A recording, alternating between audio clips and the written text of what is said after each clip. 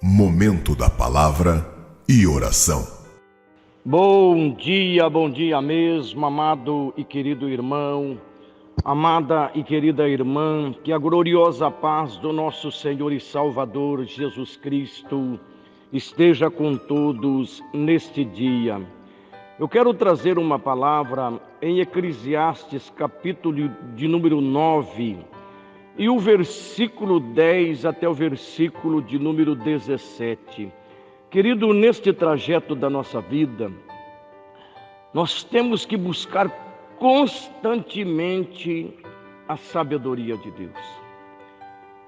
Se a gente realmente não tiver a sabedoria em todos os negócios da nossa vida, no nosso viver, no nosso deitar, no nosso levantar, no nosso comprar, vender, enfim, a gente corre um risco muitas vezes de sofrer as consequências.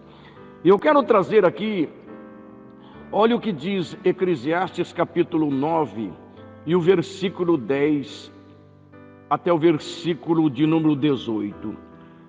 Tudo quanto te vier a mão para fazer, faze-o conforme as tuas forças, porque na sepultura para onde tu vais, não há obra nem projeto, nem ciência, nem sabedoria alguma.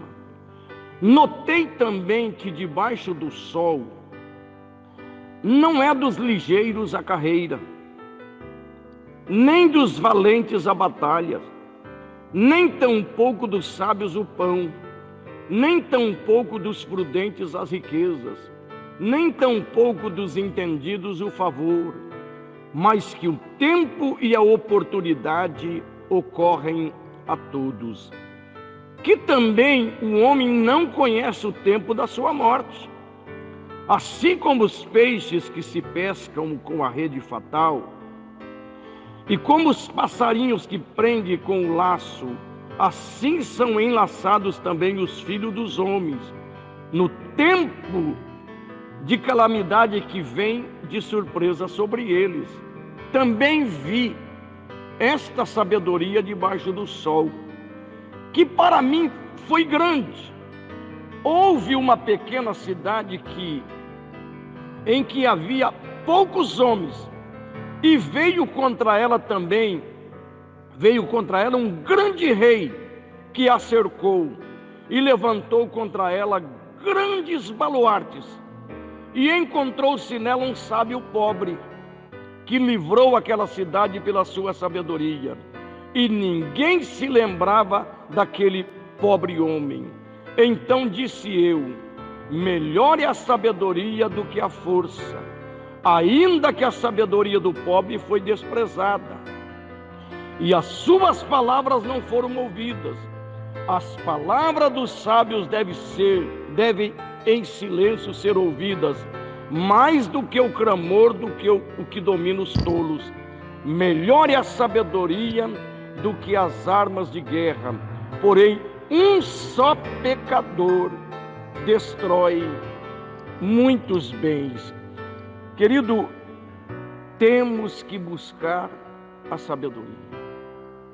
Jesus, ele representa o maior sábio que se levantou em todo o universo, em todos os tempos. E ele nos ensina a sabedoria. Ele nos ensina realmente em todos os momentos aquilo que nós devemos fazer, como devemos proceder, da maneira que devemos proceder. Enfim, ele nos ensina. E um dos maiores ensinamentos, em primeiro lugar, buscar em primeiro lugar o reino de Deus, a sua justiça. As demais coisas Deus vai nos acrescentar. Olha o que diz: tudo quanto tiver a mão para fazer, faze-o conforme as tuas forças, porque na sepultura para onde tu vais não há obra, nem projeto, nem ciência, nem sabedoria alguma. Tem pessoas que só ficam: amanhã eu faço, se der eu faço, amanhã eu vou lá, se der eu vou lá. Querido, o que é a nossa vida? Será que vai existir o amanhã?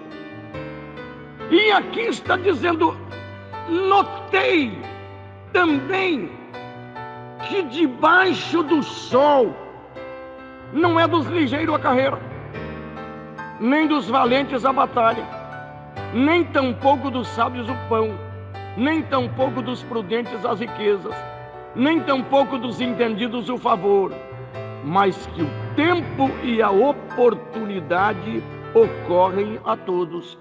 Deus, ele dá chance a todo ser humano, querido. A morte de Jesus na cruz do Calvário, ele abriu os portais do céu, a oportunidade para todo ser humano se salvar, todo ser humano ter uma vida digna e abençoada, ter a certeza da salvação e da vida eterna. Mas eu pergunto, será que é todo ser humano que aceitou? Será que todo ser humano realmente entra nesta palavra ali de sabedoria que Deus tem dado? Querido, nós temos que pedir: Deus, me dá sabedoria, me dá sabedoria, me dá sabedoria. Olha o que diz: que também um homem não conhece o tempo da sua morte. Você sabe o dia que você vai morrer? Eu vou morrer? Não. Por que fica protelando? Se der eu vou, se der eu faço, se der realmente eu vou realmente investir, se der eu vou, se der. Tem pessoas que questionam o seguinte: a igreja está tão difícil, as coisas estão tão difíceis, o mundo está tão difícil, as circunstâncias estão tão difíceis. Faça a tua parte, meu irmão. Faça a tua parte, minha irmã. Que também um homem não conhece o tempo da sua morte, assim como os peixes que se pescam com a rede fatal, e como os passarinhos que se prendem com o laço, assim são enlaçados também os filhos dos homens no tempo de calamidades que vêm de surpresa sobre eles. De uma hora para outra, aparentemente parece que está tudo bem, aí vem realmente as tempestades, vem os vendaval, vem as circunstâncias. Os dias são maus, gente. Os dias são maus, as circunstâncias são adversas. Nós estamos realmente num momento crítico a nível de política aqui nessa nação.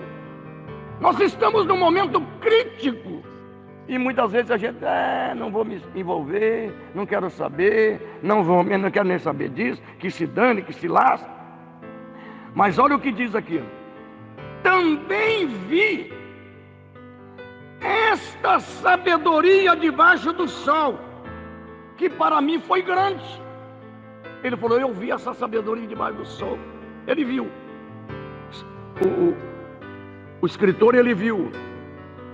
Houve uma pequena cidade em que havia poucos homens, e veio contra ela um grande rei, que a cercou e levantou contra ela grandes baluartes. Cercou a cidade. Era para destruir a cidade, era para acabar com a cidade. Olha, e encontrou-se nela um sábio pobre. Não tinha riqueza, não era eminente, talvez não era nem honrado, talvez era uma pessoa, é um pobretão, é um qualquer. E encontrou-se nela um sábio pobre que livrou aquela cidade pela sua sabedoria, e ninguém se lembrava daquele pobre homem. Querido, Jesus veio para nos salvar. A humanidade tem se esquecido de Jesus. A humanidade tem se esquecido do sofrimento que ele passou na cruz do Calvário pela minha vida e pela tua vida. Se doou, esvaziou da sua glória, se fez maldito para que fôssemos benditos. E o mundo está aí. Muitos não querem, muitos não aceitam. Tem nação que nem se toca, tá? Persegue inclusive os cristãos, tá? E olha o que diz: e encontrou nela um sábio pobre que livrou aquela cidade pela sua sabedoria, e ninguém se lembrava daquele pobre homem. Então disse eu: melhor é a sabedoria do que a força, ainda que a sabedoria do pobre foi desprezada e as palavras não foram ouvidas. Querido, no braço muitas vezes a gente não consegue nada, Mas na oração, sim. Buscando a presença do Senhor, sim. Tendo sabedoria para falar, para enxergar, para ouvir. Querida, a igreja tinha que se unir num só propósito, num só amor, num só carinho, representando aquilo que Jesus fez por nós. Ele se fez maldito para que nós fôssemos benditos. Ele se doou para que nós pudéssemos ter vida e vida com abundância. E olha o que diz: as palavras dos sábios devem em silêncio ser ouvidas. Não é ficar cortando. Muitas vezes a pessoa vai falar alguma coisa, a pessoa, não quero saber, não quero papo, não vou. Até que muitas vezes acontece comigo, deixa para lá, não quero nem saber. Tá? Olha o que diz: as palavras do sábio devem em silêncio ser ouvidas, mais do que o clamor, do que o que domina entre os tolos. Melhor é a sabedoria do que as armas de guerra, porém um só pecador destrói muitos bens.